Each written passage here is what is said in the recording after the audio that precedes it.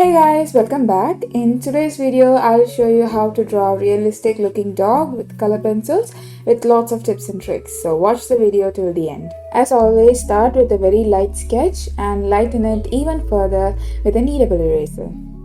For today's video, I'm using these really cheap FABER-CASTELL bicolor pencils and I'll leave a link to its review in the description box. The very first thing that I'm doing right now is I'm creating a swatch of all the colors that I'm going to be using for this drawing. If you are a beginner to drawing realism with color pencils, then let me tell you, the most important thing about realism is the color choices. So, if you don't know the range of values that your pencils can offer you, then do the color swatches so that it's easier for you to select all the necessary colors that you need. Once you've done that, sharpen your pencils to a very fine point. Now that everything's ready, let's start our drawing. I always start with the eyes first so that I can take all the time that I need and draw it as perfectly as I can. And I am creating a base layer with this silver color and then I'm going again with black. Eyes are highly reflective and that's why they have the brightest highlight, and also that's the main reason they're not pitch black. They reflect all the colors around them. So take a close look at your reference image and try to recreate it. Once I'm done with the eyes, I'm moving on to the rest of the face, and I am actually creating a base layer of color to establish all the major values that I can see in the reference image and also to establish the shadows. Consider this layer as your underpainting. If you don't know what an underpainting is, then it is a process in oil painting where the artist establishes all the values that they can see in their reference using a same color. To understand the values, I'll give you an example. Take a look at a black and white image. You can see lots of grays and lots of blacks, right? So the value is basically how light or how dark that particular color is. So, creating an underpainting is going to help you determine all the highlights and shadows that you need for your drawing. Once that's done, you can move on to your next layers and start saturating your colors even more. With color pencils, you need to work in layers because that's going to help you to create or achieve that exact color that you're looking for. Because as I said in my previous videos, no matter how many color pencils you own, you cannot find that particular color that you're looking for. So, in order to do that, you have to layer lots of different colors on top of each other to get that exact shade that you're looking for. As you can see on those color swatches, there isn't any color that matches the final drawing. And I achieved these colors only by layering lots of different colors on top of each other. You might be thinking, what colors to choose, right? I'll tell you. If you take a close look at this dog, you can clearly see that the base color that runs throughout this dog is either a golden yellow or the golden color that comes with this particular pencil set.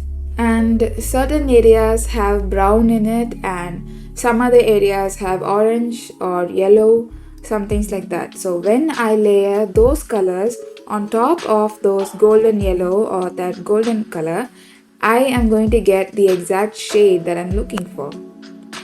This dog had fur texture only on his forehead. So to draw that, I am using small pencil strokes and I am layering lots of different colors on top of each other to create that depth that I'm looking for. First of all, using that golden yellow color, I drew in small pencil strokes to create that fur texture, that base layer of fur texture, and then I moved on with a brown color and then a dark brown color and sometimes in some areas black. Even though the nose is black, it has some kind of blue tint to it. So I created a base layer of blue and then I added some silver color as the base, and finally I used black to define the shadows even more. Around its nose and jaws, there wasn't much of a fur texture, so I only had to create a smooth blend of colors. To create a smooth blend between colors, you need to overlap them. Drawing something realistic is tough. I'm not going to lie to you and say that it's super easy and fun to do because it is not. It is hard, and that's why you need to have lots of patience. The first few drawings that you do will not look as realistic as you want them to be, but that's perfectly fine. You just need to practice and develop your skills.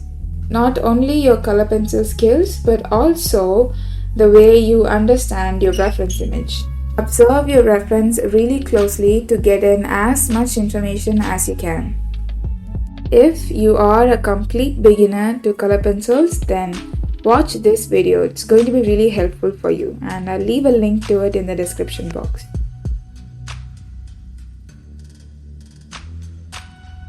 Once I'm happy with the face, I move on to the ears, and I am repeating the same steps again and again. I am creating a base layer of color. I am establishing wherever I can see the highlights and shadows, all the values that I can see in the reference image, and then move on to the fur texture.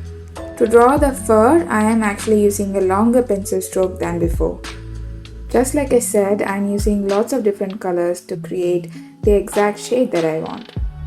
The main thing with color pencils is that you cannot layer light colors on top of darker colors. It's not going to be visible at all. So be very careful with darker colors and especially black. But don't be afraid to use it because it can give you that extreme contrast that you're looking for. If you haven't already, then watch this video because I shared with you a lot of tips and tricks there as well. I don't know how I missed it, but I didn't film any 1 minute of how I drew that leg, but I did the exact same thing. I created the base layer of color and then added those fur texture exactly like I did for the ears. Once I've layered enough color pencils, I can just use my fingers and smudge them together to create an even base layer, and that's one of the best things about this color pencil. Keep in mind to never rest your working hand on any part of the finished drawing.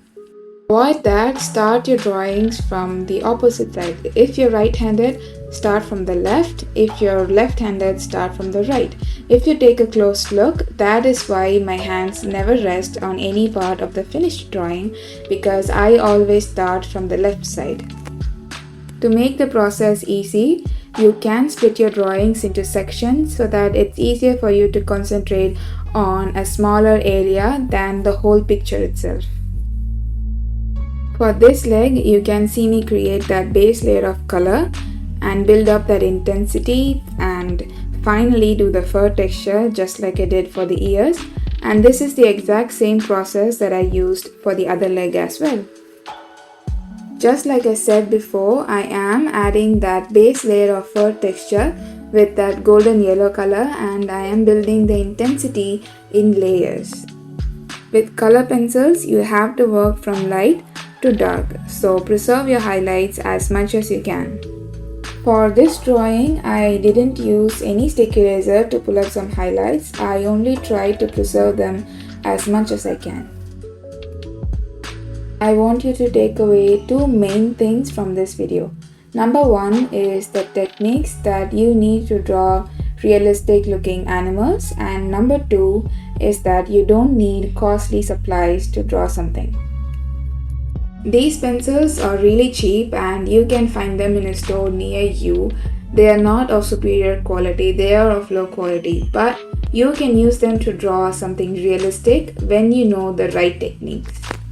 So don't restrict yourself saying that I don't have that pencil, I don't have that paper, I don't have a stick eraser, because you don't need that. You can get away with using cheap pencils when you know the right techniques. So try to learn the techniques. That's the most important thing. The belly of the dog didn't have that many fur details on it, so I am only creating a smooth layer of color just like I did with the nose. I am using the same technique again and again, creating the base layer first and building the intensity in layers. You can find this on Pinterest and I'll leave a link to it in the description box. So when you recreate it, don't forget to share it with me.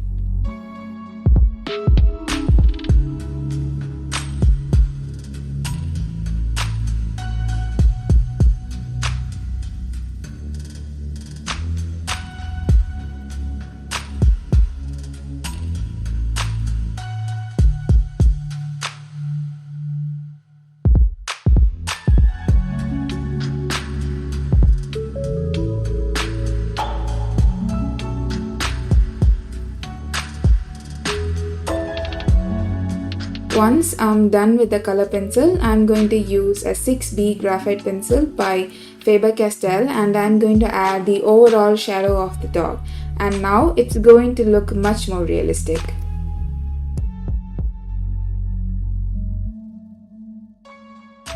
That's it for today's video. I hope you liked it. So give this video a big thumbs up and let me know what you think in the comment section down below. I'll talk to you guys in my next video. Bye everybody.